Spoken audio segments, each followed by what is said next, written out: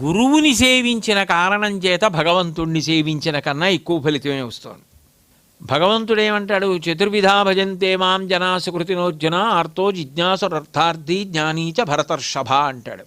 ఆర్తితో ఉన్నవాడు జిజ్ఞాసువు, అర్థార్థి డబ్బు కావాలన్నవాడు, మోక్షం కావాలన్నవాడు, జ్ఞాని కూడా నన్నే సేవిస్తారన్నాడు.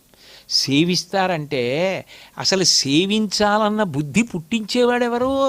ఆయన ఉన్నాడయా, దయామయుడయా, మహానుభావుడయా, ఆయన్ని పట్టుకోవయ్యా, ఆయన్ని సేవించవయ్యా, నీకు ఏ ఓపిక ఉంటే ఆ ఓపికతో చెయ్యి.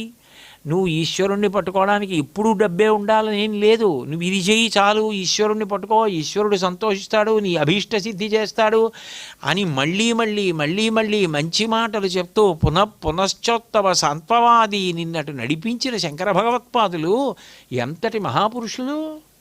అప్పుడు ఆయన అభీష్ట సిద్ధికి కారణం కాలా? భక్తిని ఇవ్వడం ద్వారా.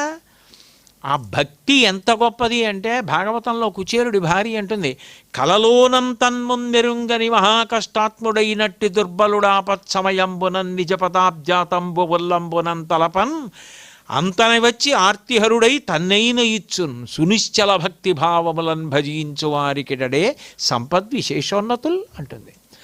కలలో కూడా వాడు భగవంతుడి పేరెత్తాడు. అలాంటి వాడు చాలా కష్టం వచ్చి ఈశ్వరా నన్ను కాపాడమని ఆర్తితో పిలిచాడు. వీడు ఎప్పుడు నన్ను పిలవలేదు, ఇవాళ ఇంత కష్టం వచ్చింది కాబట్టి పిలుస్తున్నాడని ఈశ్వరుడు రాకుండా ఉంటాడా? దయామయుడు. ఎప్పుడైతేనేం పిలిచాడని ఆర్తితో వచ్చి తనని తాను ఇచ్చేసుకుంటాడు.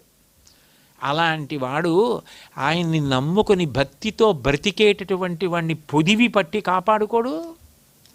మరి ఆ భక్తిని ఎంత గొప్పగా చెప్పారు! ఎన్ని శ్లోకాల్లో, ఎన్ని గ్రంథాల్లో ఎంత అద్భుతంగా భక్తి గురించి మాట్లాడారు శంకర్లు. ఇందాక నేను మీకు చెప్పాను, సద్వినియోగం చేసుకోమని ఆయన చెప్పిన ఎన్ని మాటలు. మరి ఆయన చేసిన ఉపకారం ఈ జగత్తున్నంతకాలం శంకరాచార్యుల వారి ప్రబోధాలు అలాగే నిలబడిపోతాయి. అంతటి మహోపకారం చేసిన శంకర భగవత్పాదులు మన అభీష్టములు తీరడానికి భక్తి అన్న లక్ష్మిని మనకి కటాక్షించలేదు. కశ్యప ప్రజాపతి అదితితో అంటాడు వామనమూర్తి ఘట్టంలో, భగవంతున్ పరమున్ జనార్దనున్ కృపాపారీణు సర్వాత్మకున్ శ్రీహరి సేవ చేయుము అతడున్ సంతుష్టిని పొంది నీకకు ఇష్టార్థములెల్లనిచ్చు అఖిలార్థవ్యాప్తి చేకూరెడిన్ భగవత్ సేవల పొందరాది బహు సౌభాగ్యంబులన్ ప్రేయసి అంటాడు. భగవంతుడి సేవ చేయవమ్మా, భగవంతుడి సేవ చేస్తే నేను ఇది పొందలేనన్న మాట లేదు. మోక్షం వరకు ఏదైనా పొందుతావు, ఆ భగవంతుడిని పట్టుకో అన్నాడు. ఆయన మాట విని పట్టుకుంది. అంతటి వాడు పొట్టివాడై వచ్చాడు. వామనమూర్తి అయి ఇవ్వడమే తెలుసున్నవాడు చెయ్యి చాపి అడిగి ఇంద్రుడికి ఇచ్చాడు. ఏదైనా చేయగలడు, ఎంతైనా కిందకు వస్తాడు.